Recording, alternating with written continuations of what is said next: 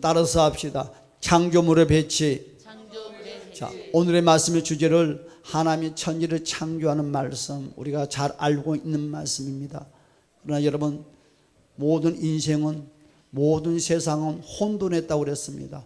혼돈 가운데서 하나님은 질서대로 인류를 또한 우주 만물을 창조했다고 그랬어요. 창세기 1장에 말씀해 보았더니 하나님께서 혼돈하고 공허한 세상을 어떻게 했습니까?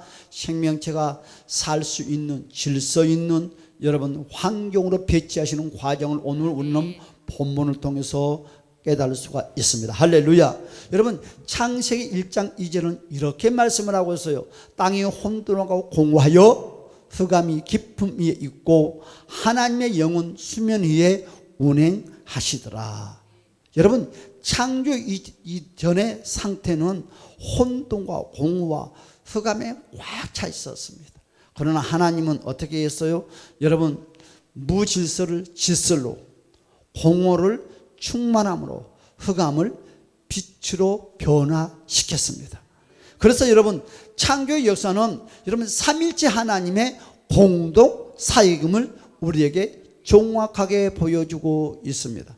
여러분, 성부 하나님은 말씀을 하셨고, 성자 하나님께서는 창조하셨고, 성령의 하나님은 운행하시면서 모든 창조가 완성된 것을 우리는 말씀을 통해서 지켜볼 수 있습니다. 그러므로 첫 번째, 여러분, 빛으로 시작된 창조의 질서가 됐다. 모든 것들은 빛으로 먼저 시작했다는 것입니다.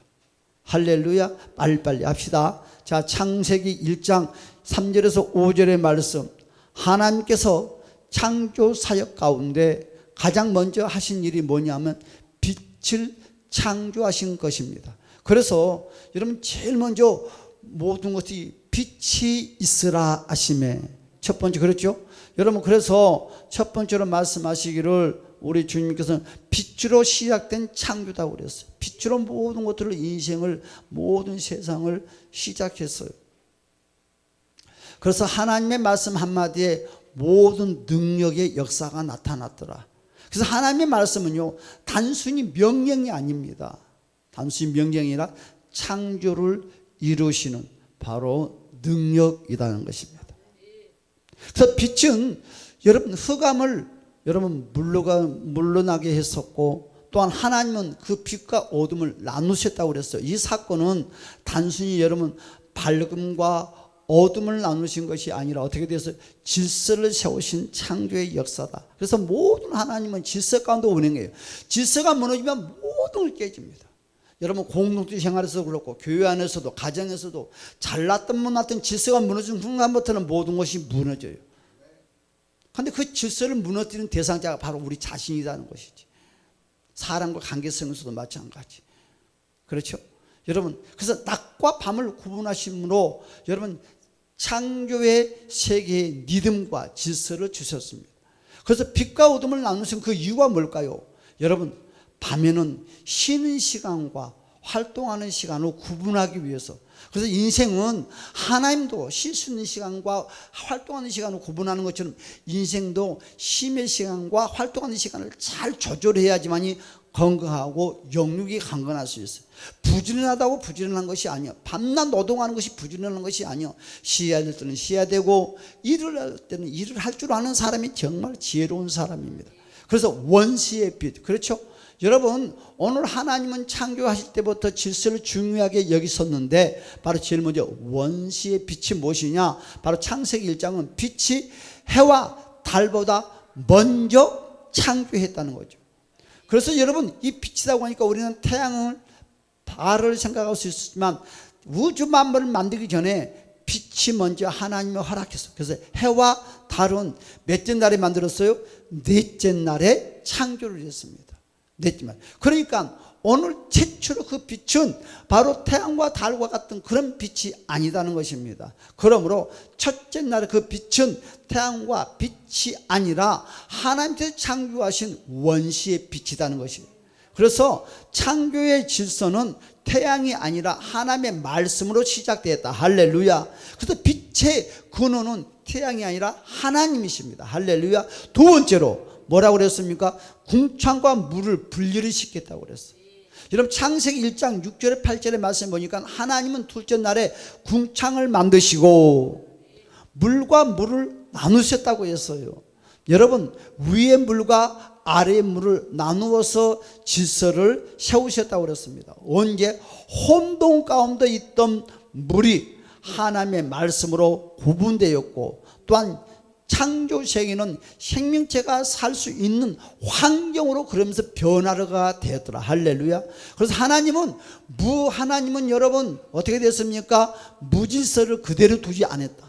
여러분 모든 것은 무질서 가운데서 어둠이 역사가 시작되고 무질서 가운데서 모든 게 파괴돼요. 그래서 하나님은 그 무질서를 정리정돈했어요. 창조의 모든 과정을 우리가 잘 아는 것처럼 분리와 분리를 통한 질서의 확립이 됐던 것을 알 수가 있는데, 빛과 어둠을 첫 번 나누고요, 물과 물을 나누고요, 땅과 바다를 나누고요. 여러분 창조는 구분을 통해서 완성되는 이와 같이 분류가 되었더라.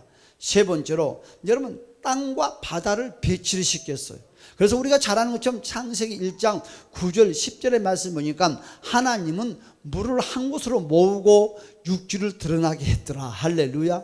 그 결과 산과 들과 강과 호수와 바다가 형성되기 시작했어요. 여러분 천지창조의 이와 같이 하나님 배치하는 것을 우리가 믿지 못하는 것은 하나님을 믿지 못하는 것이고 모든 걸 믿지 못하는 것입니다. 모든 지형은 우연히 생겨난 것이 하나도 없다. 그래서 하나님의 계획 속에서 정리정돈된 것입니다. 여러분 하나님은요 생명이 살아갈 공간을 먼저 만들어줬어요. 하나님은요 생물에 여러분 창조하시기 전에 그들이 살아갈 환경을 먼저 만들어 주셨다고 그랬습니다. 이것이 바로 창조의 순서입니다. 할렐루야. 그러니까 마구잡이로 만드는 것이 아니라 원리 원칙을 잘 분배 구분을 했다. 그래서 환경을 준비하시고 나서 생명을 주셨어요. 여러분 네 번째로 여러분 식물의 창조를 보았더니 여러분 창세기 1장 11절과 13절에 몇째 날? 셋째 날. 여러분 셋째 날 하나님은요 땅으로 하여금 각종 식물을 내게 하셨더라. 씨 맺는 채소, 열매 맺는 나무들이 땅에서 올라오기 시작하는 거예요. 여러분 작은 풀부터 거대한 나무까지 다양한 식물들이 창조되었습니다. 그렇죠? 여러분 바로 풍성함과 아름다움이 있는 세상이 이때부터 조성되기 시작했어요. 여러분 모든 식물은 어떻습니까? 하나님의 생명 에너지가 공급됨으로 존재하기 시작했다. 할렐루야. 그렇습니다. 참 여러분 다섯 번째로 어떻게 되었습니까? 광명체를 창조를 했어요. 창세기 여러분 1장 14절과 19절의 말씀이니까 넷째 날 하나님은 그랬어요. 우리가 찾는 넷째 날. 여러분 제가 이런 말을 했어요. 하나님께서는 제일 먼저 빛을 만드셨고 그 빛 가운데 지구를 먼저 만들어 놓고 모든 조화가 이루어지게 되는 거예요. 여러분 그러면 우리는 이 세상에 과학적으로 따져보면 맞아요 틀려요? 절대 맞을 수가 없어요. 여러분 어떻게 지구가 덩그러니 있으면서 태양이 나중에 만들면 여러분 어떻게 돼요? 여러분 얼음이 되고 말 거예요. 그리고 태양은 어떻게 지구는 떨어지고 말 거예요. 그런데 인생의 과거는 절대로 설명할 수 없는 과정. 여러분 우리가 알고 있는 세상의 지식으로 한다면 이 넷째 날에 태양과 달과 별과 이 우주가 첫째 날에 만들어져야 돼. 그래야지만 과학이 맞아떨어지고 우리가 말하는 논리가 맞아떨어지는데, 여러분 우리가 늘 망설였던 넷째 날에 해와 달과 별을 만들었던 은하계를 만들었다는 거죠. 그러니까 첫째 날과 넷째 날은 얼마나 많은 시간이 떨어졌습니까? 그래서 광명체의 목적은 네 가지입니다. 첫째 날 낮과 밤을 종환하기 위함이고, 둘째 날은 여러분 바로 둘째는 어떻게 했으면 계절을 정했고, 셋째 날은 날과 해를 정했고, 넷째 날은 땅을 비추기 위함이었다고 했어요. 그래서 중요한 사실은 무엇이냐? 하나님께서 먼저 빛을 창조하시고 그 후에 해와 달을 창조하셨다는 거죠. 우리 이걸 다른 것은 몰라도 이 서두의 말씀은 꼭 기억을 해야 돼요. 그래서 제일 서두에 나왔던 그 빛과 지금 우리가 지금 살고 있는 태양과 빛은 엄청나게 다릅니다. 그렇죠? 여러분. 그래서 여러분, 이는 빛의 근원이 해가 아니라 바로 하나님이라는 사실을 주님의 이름으로 간절히 축복합니다. 여섯째 날은 어떻게 돼요? 여섯 번째, 동물을 창조했어요. 여러분, 우리가 20절 25절의 말씀이니까 다섯째 날에는 그랬어요. 하나님은 물고기와 새를 창조하셨고, 여섯째 날에는 짐승과 가축과 기는 동물을 창조했어요. 여러분, 하늘에는 새가 날아다니고 바다에는 물고기가 헤엄치기 시작했어요. 여러분, 땅에는 수많은 동물들이 살아가게 되었습니다. 여러분, 어떤 사람들이 그러더라고요. 창조의 세계에는 놀라운 다양성들이 무한대로 많이 역사가 나타납니다. 하나님은요, 동일한 모습만 창조하지 않았어요. 각기 다른 종류와, 그렇죠, 다른 종류와 형태와 색깔로 창조하셨어요. 여러분, 이를 통해서 하나님께서 인간에게 풍성한 삶과 뭐예요? 기쁨을 주기 위했다는 것을 주님의 이름으로 축복합니다. 우리에게 주기 위해서. 일곱 번째로 여러분, 뭐지? 보시기에 좋았더라. 하나님이 다 해놓고 보시기에 좋았더라. 창세기 1장에는 반복되는 표현이 참 무수히 많이 나와요. 그래서 하나님이 보시기에 좋았더라, 보시기에 좋았더라. 하나님은 선한 여러분 세상을 창조했습니다. 그러므로 우리는 어떻게 됐습니까? 바로 창조의 세계를 통해서 창조주 하나님을 우리는 그래서 찬양을 하고 영광을 돌리는 삶을 살아야 돼요. 여러분, 그렇습니다. 여덟 번째로 하나님의 말씀은요, 만물을 유지하는 능력이다. 할렐루야. 그래서 모든 말씀을 통해서 모든 만물을 다스리는 거예요. 그래서 히브리서 1장 3절의 말씀을 보니까 그의 능력이 말씀으로 만물을 붙드시고 그랬어요. 여러분, 창조는 과거의 사건으로 끝난 것이 절대 아니다는 거죠. 그렇죠? 그래서 하나님은 지금도 만물을 붙들고 계시다. 뭘 가지고? 말씀을 가지고. 하나님께서 창조하실 때에 사용하신 그 능력의 말씀으로 지금도 만물을 유지되고 시킵니다. 그리고 저와 여러분들을 볼 보고 붙잡습니다.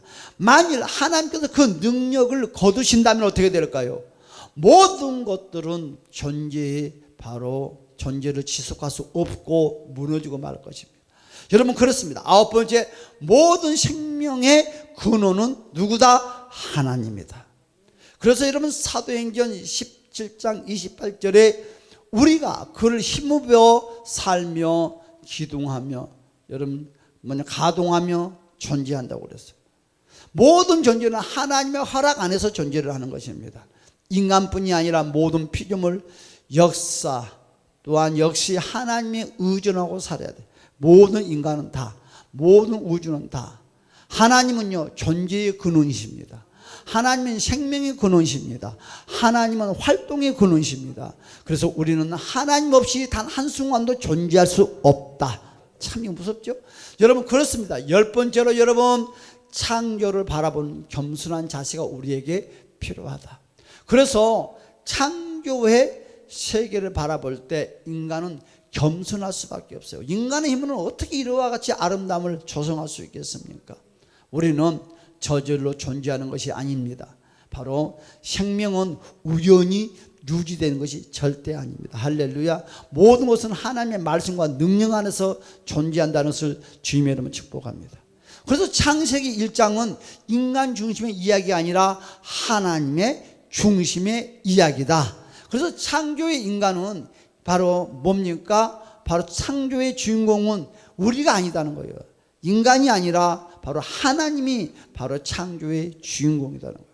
그러므로 창조의 세계를 우리는 바라볼 때 우리는 하나님을 경외해야 된다. 할렐루야. 그래서 우리는 늘 하나님을 경외하며 사시기를 주님의 이름으로 간절히 축복합니다. 그래서 우리는 창세기 1장의 창조에 대해서는 무수하게 듣고 잘 알고 있어요. 그러나 우리가 오늘 다시 한번 인류 창조의 근원을 다시 한번 우리가 대생비라는 저와 여러분이 되었으면 합니다. 그래서 창세기 1장 3절에서 25절까지는 하나님께서 혼돈을 바로 질서로 바꾸는 장면을 우리는 방금 보았습니다. 빛과 어둠을 나눴고 물과 물을 나눴고 땅과 바다를 나눴고 식물을 창조하시고 해와 달과 별을 창조하셨고 새와 물고기와 짐승을 창조했어요. 이 모든 과정 속에서 우리는 세 가지 진리를 우리는 발견할 수가 있습니다. 첫 번째, 바로 창조는 삼위 하나님의 공동 사역이었다.